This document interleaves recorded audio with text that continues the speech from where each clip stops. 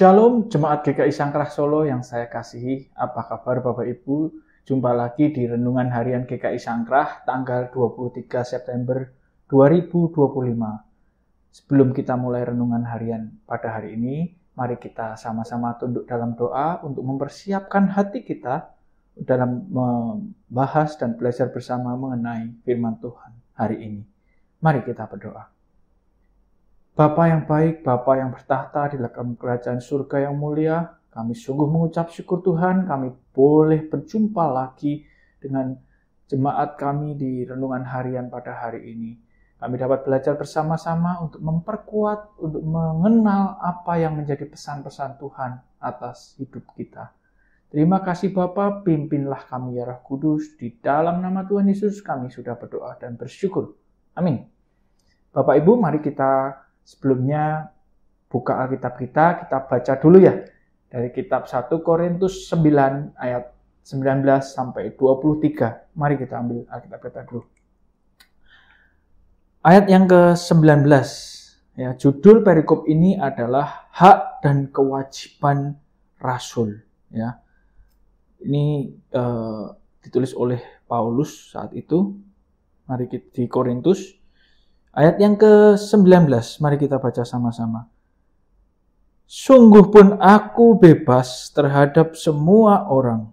Aku menjadikan diriku hamba dari semua orang, supaya aku boleh memenangkan sebanyak mungkin orang.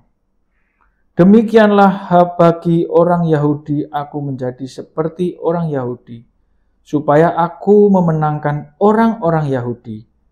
Bagi orang-orang yang hidup di bawah hukum Taurat, aku menjadi seperti orang yang hidup di bawah hukum Taurat. Sekalipun aku sendiri tidak hidup di bawah hukum Taurat, supaya aku dapat memenangkan mereka yang hidup di bawah hukum Taurat. Bagi orang-orang yang tidak hidup di bawah hukum Taurat, aku menjadi seperti orang yang tidak hidup di bawah hukum Taurat. Sekalipun aku tidak hidup di luar hukum Allah, karena aku hidup di bawah hukum Kristus, supaya aku dapat memenangkan mereka yang tidak hidup di bawah hukum Taurat. Bagi orang-orang yang lemah, aku menjadi seperti orang yang lemah, supaya aku dapat menyelamatkan mereka yang lemah. Bagi semua orang aku telah menjadi segala-galanya, supaya aku sedapat mungkin memenangkan beberapa dari antara mereka. Segala sesuatu ini aku lakukan karena Injil, supaya aku mendapat bagian dalamnya. Ya. Dari kitab 1 Korintus 9 ayat 19 sampai 23, Rasul Paulus memberikan teladan tentang pengorbanan, kebebasan pribadi dia demi Injil. Jadi kebebasan pribadi Paulus ya sebagai anak umat pilihan Tuhan, sebagai murid Tuhan Yesus, dia mengorbankan kebebasan pribadinya demi Injil. Dengan apa? Dengan menjadi segala-galanya bagi semua orang. Jadi Paulus tuh mengajarkan kita untuk beradaptasi di mana Tuhan menempatkan kita untuk menyampaikan Injil agar dapat memenangkan jiwa sebanyak mungkin. Paulus mau mengajarkan kita seperti itu. Jadi bukan berarti kita menyampaikan firman, khotbah atau sharing firman, enggak selalu. Tapi bisa kita sharing dalam kehidupan kita sendiri. Kita melakukan firman ini dengan konsisten. Ya, perintah-perintah Tuhan dengan konsisten itu juga pengabaran Injil melalui tingkah laku kita. Ya, jadi demi memenangkan jiwa, orang sesama kita atau sahabat atau orang-orang sekitar kita melihat kita itu hidup kita itu benar. Ya, mungkin tingkah laku kita benar sesuai dengan firman. Bisa loh mereka melihat, oh bertobat. Si A melihat saya baik, misalnya melihat orang lain, si B melihat, oh dia kok baik banget sama orang yang kekurangan. di situ juga menjadi pengabaran Injil, jadi pelaku Injil. Ya.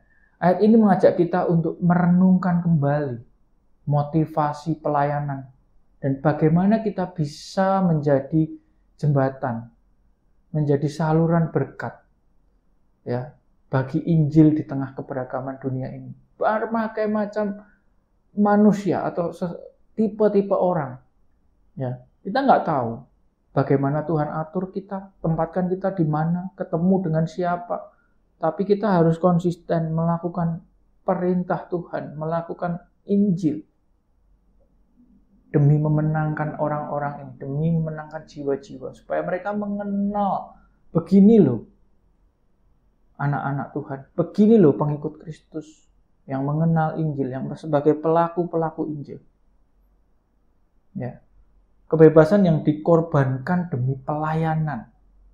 Ya itu tadi contohnya. Jadi poin pertama itu pelayanan. Jadi pelayanan itu bukan berarti kita harus selalu di gereja segala macam itu. Ya, itu juga pelayanan. Tapi tidak harus dalam kehidupan kita tidak seperti itu. Ya, tidak selalu. Jadi di saat kita contohlah melayani di gereja aja lebih mudah, ya. Kita udah mengorbankan apa? Waktu. Ya. Waktu pasti. Waktu kita jadi misalnya yang harusnya kita bersenang-senang ataupun pergi dengan keluarga, rekreasi dan lain sebagainya, kita lebih gunakan waktu itu untuk pelayanan, melayani sesama, ya, melayani sesama dalam arti menolong sesama, ya, membantu dalam hal macam-macam, pergumulan mereka kita doakan, ya, itu juga. Jadi kita juga sepenanggungan dengan mereka, memikirkan mereka juga sungguh-sungguh. Bagaimana jalan keluar untuk pergumulan sesama kita ini yang sedang mengalami kesulitan. Ya. Paulus memulai dengan pernyataannya, sungguh pun aku bebas terhadap semua orang. Ya, itu kita baca ayat Alkitabnya. Sungguh pun aku bebas terhadap semua orang. Aku menjadikan diriku hamba dari semua orang. Ya, supaya aku boleh memenangkan sebanyak mungkin orang. Kalimat ini kita resapi sungguh-sungguh. Sungguh pun aku bebas terhadap. Sebenarnya tuh dia tuh bebas dari hukum Taurat, ya, saat itu. Tapi dia tetap mau menjadi hamba dari semua orang. Supaya apa? Memenangkan sebanyak mungkin orang. Sebagai orang Kristen, kita memiliki kebebasan dari tuntutan hukum Taurat. Seperti Paulus. Kita tuh udah nggak harus melakukan hukum Taurat, ya, karena kita udah diselamatkan, ditebus dosa kita oleh Tuhan Yesus, disalibkan. Tetapi Paulus memilih apa? Untuk membatasi kebebasannya itu, untuk tidak terus bebas-bebasnya, tapi tetap dia melakukan hukum Taurat, tetap dia berjalan sesuai dengan firman. Ya. Intinya bukan tentang menyerah kepada dosa. Ya, wes lah, udahlah aku udah berdosa, aku manusia berdosa, aku nggak bisa melari dari dosa. Boleh, Bapak Ibu melihat kehidupan saya contohnya. Saya masih sering berbuat dosa. Tidak bisa kita pungkiri. Saya masih sering marah-marah, buru-buru, emosi di jalan, itu juga dosa kan. Tapi apakah terus saya ngelokro dalam bahasa Jawanya ya? Atau apakah saya terus putus asa? Alah, udahlah aku berdosa aja. Enggak. Orang bilang saya, oh kamu munafik. Enggak. Saya tetap percaya Tuhan. Saya tetap menjalankan firman Tuhan semampu saya. Kalau nggak ada Tuhan, kita pasti nggak bisa melakukannya. Menjauhi dosa, melawan dosa, nggak mungkin Bapak Ibu. Tapi kita bisa menjalankan firman Tuhan. Itu sudah bisa menjauhi dosa. Ya, walaupun kita seringkali masih terpeleset, jatuh dalam dosa lagi dan bangkit lagi. Karena hakikat manusia memang jatuh dalam dosa. Nggak bisa sempurna seperti Tuhan. Tapi kita harus menjalankan firman Tuhan. Ya, untuk bisa jauh dari dosa. Intinya bukan tentang kita bebas dari dosa, melainkan mengesampingkan hak-hak pribadi demi kepentingan orang lain. Nah, ini poin yang paling penting Paulus tekankan adalah mengesampingkan hak-hak kita, ya, demi kepentingan orang lain. Sudahkah kita lakukan itu? Sulit Bapak Ibu ya.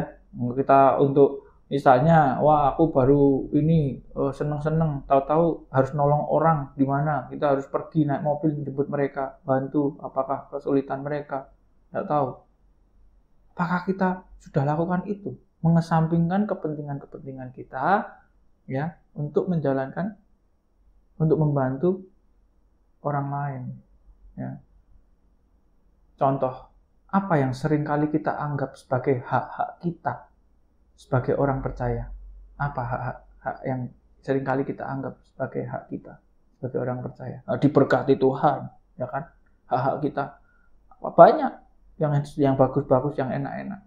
Apakah kita bisa mengorbankan itu berkat Tuhan untuk menolong orang lain? Bapak Ibu, coba kita renungkan sama-sama. Apakah kita bersedia mengorbankan kenyamanan kita ya, atau bahkan hak kita yang kita harusnya dapat tapi kita malah berikan kepada orang lain? Demi apa? Supaya orang lain itu mengenal Injil dari pancaran hidup kita, dari tingkah laku hidup kita. Atau kalau kita bisa ya kita temuin dia, kita doakan, kita beri firman Tuhan supaya dia juga dikuatkan melalui Injil ini. Ya kan? Poin yang kedua, Paulus menekankan kita untuk menjadi jembatan, bukan tembok.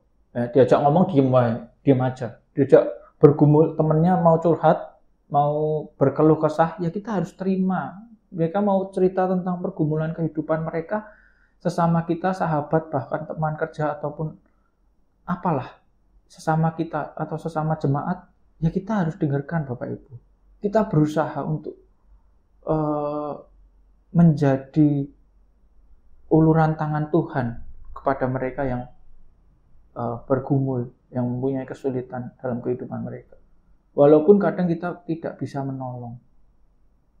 Ya, tidak bisa menolong secara mungkin materi ataupun jasmani, tapi kita bisa mendoakan mereka, menguatkan iman mereka, menguatkan hati mereka supaya mereka nggak jatuh semakin dalam ke dalam dosa.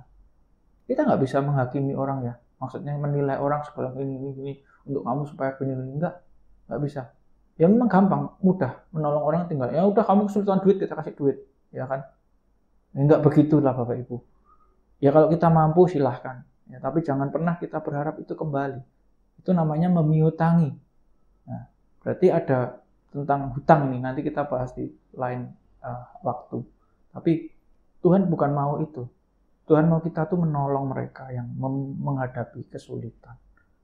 Nah, Paulus menunjukkan penyesuaian dirinya juga dalam berinteraksi dengan berbagai kelompok masyarakat demi membawa mereka kepada Kristus. Ya, cara kita menyampaikan, cara kita bertemu dengan orang, ya jangan sombong. Kalau sombong berarti itu sudah bukan dari firman Tuhan. Ya. Ia tidak mengubah kebenaran Injil loh Bapak Ibu. Paulus itu nggak pernah mengubah. Jadi Injil ya dia lakukan. Tetapi dalam pendekatannya ke sesama itu dia bisa beradaptasi, bisa menyesuaikan situasinya. Ya. Bagi orang Yahudi, ia hidup seperti orang Yahudi. Kalimat itu firman Tuhan tadi. Paulus yang juga seorang Yahudi memahami budaya dan tradisi mereka. Nah itu kelebihannya. Kalau di sesama budayanya kita lebih bisa menyelami melalui budaya, melalui tradisi atau kebiasaan kehidupannya. Kita bisa masuk, kita bisa hobi misalnya, hobinya sama. Ya kita bisa menyampaikan firman Tuhan di situ dengan cara apa, praktek kehidupan. Nggak harus kita, kadang orang frontal kita kasih firman Tuhan, bu kamu tuh gini loh, Tuhan begini-begini, Tuhan pesan firman gini-gini. Oh enggak lah gini-gini. Tapi dalam suatu titik Tuhan tahu, Tuhan waktunya Tuhan. Sesama kita tuh punya kelemahan, punya permasalahan. Suatu titik dia ingat, pesan si A. Oh hidupnya dia juga sekarang konsisten, komitmen.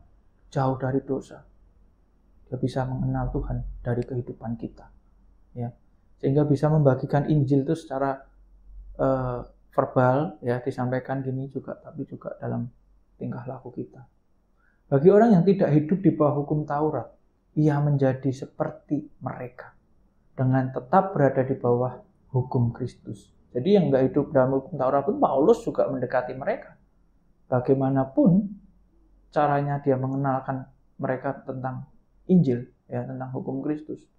Ini menunjukkan bahwa ia mengadopsi cara hidup mereka tanpa mengorbankan standar moral Kristen, ya. Jadi kehidupan orang Kristen itu harus punya standar moral Kristen. Dasarnya apa? Firman Tuhan. Kita baca terus, kita tahu, kita mengenal hatinya Tuhan bagaimana. Kita lakukan. Ya. Bagi orang yang lemah, ia menjadi lemah. Ia juga merujuk pada orang-orang yang imannya rapuh atau yang hati nuraninya masih sensitif terhadap hal-hal tertentu. Ya. Dengan berempati, Paulus menunjukkan solidaritas Kristus yang juga merendahkan dirinya. Kristus juga selalu merendahkan diri. Jadi kalau orang sombong, yang saya katakan tadi, berarti dah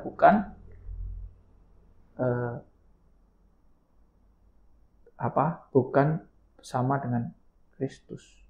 Karena apa? Kristus selalu merendahkan diri, bukan orang sombong, Bapak Ibu.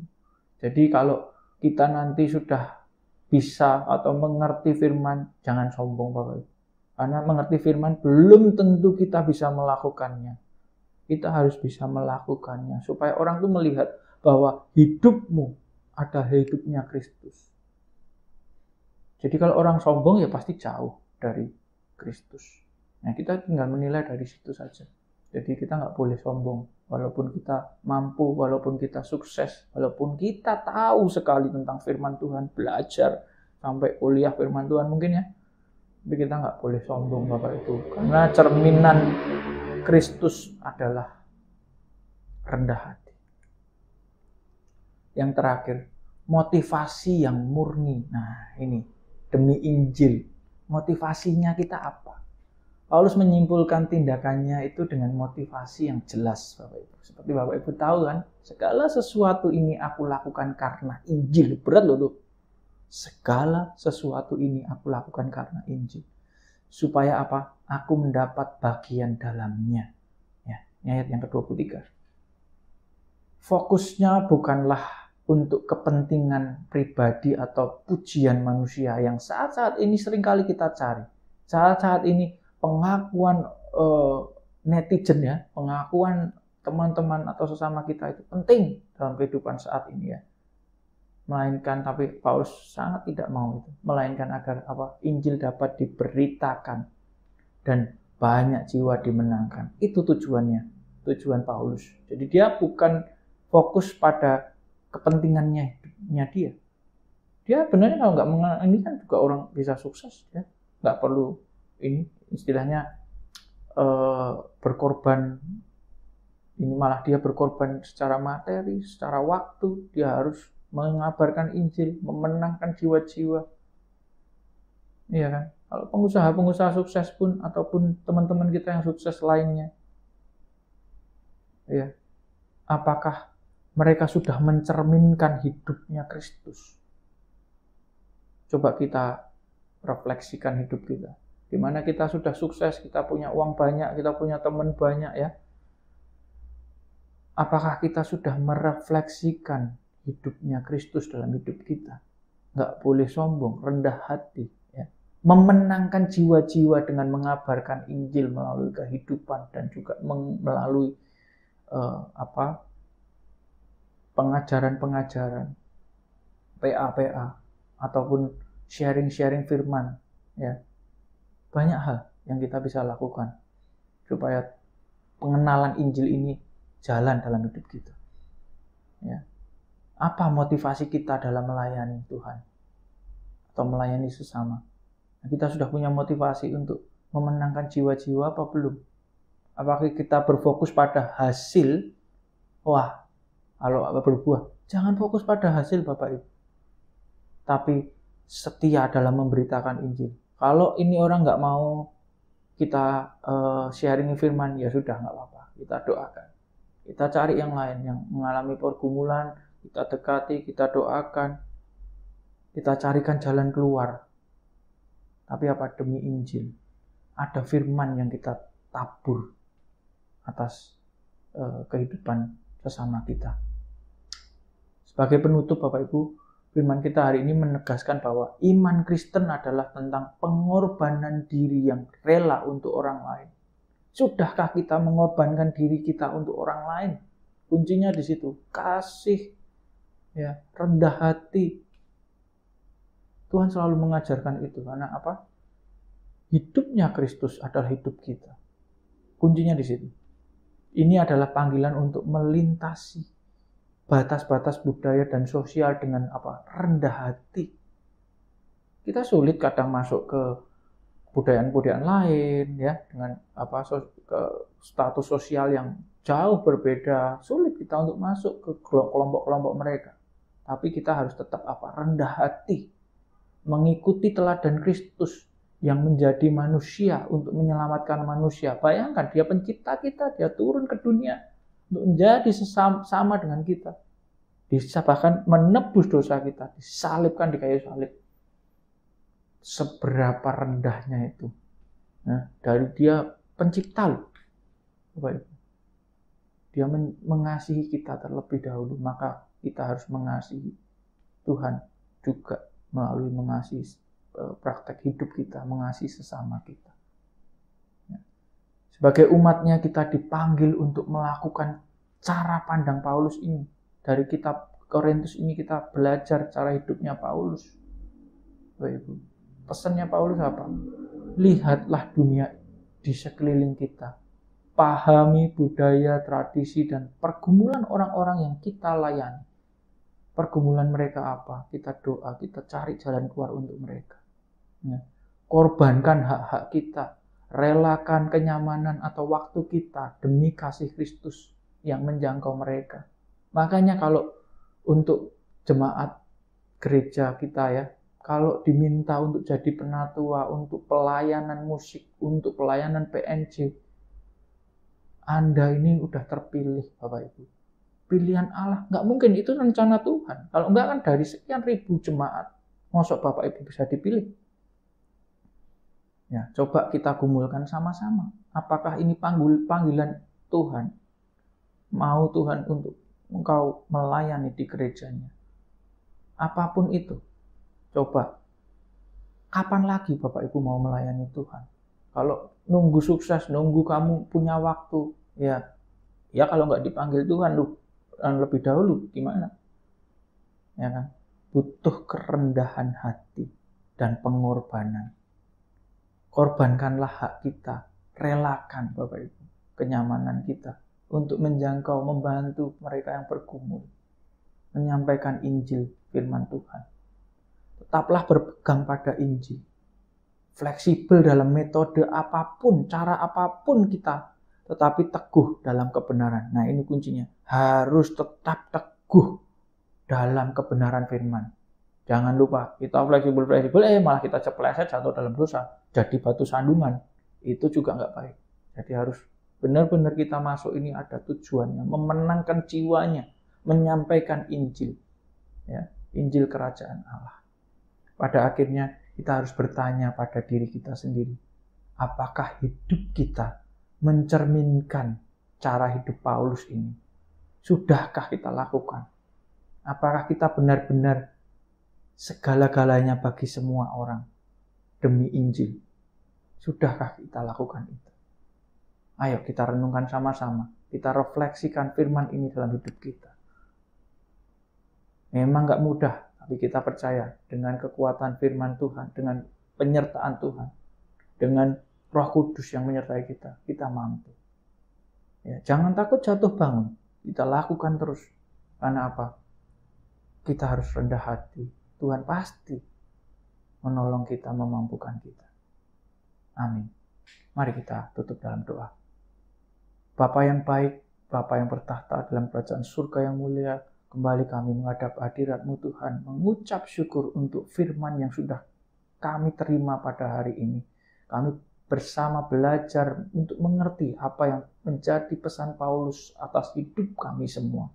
Ya Tuhan, ya Allah Roh Kudus, mampukan kami Tuhan untuk selalu menjauhi dosa dan rendah hati seperti Paulus untuk memenangkan jiwa-jiwa. Terima kasih Bapa, di dalam nama Tuhan Yesus Kristus kami sudah berdoa dan bersyukur. Amin. Sampai jumpa Bapak Ibu di lain waktu dalam renungan harian GKI Sangkrah selanjutnya. Amin.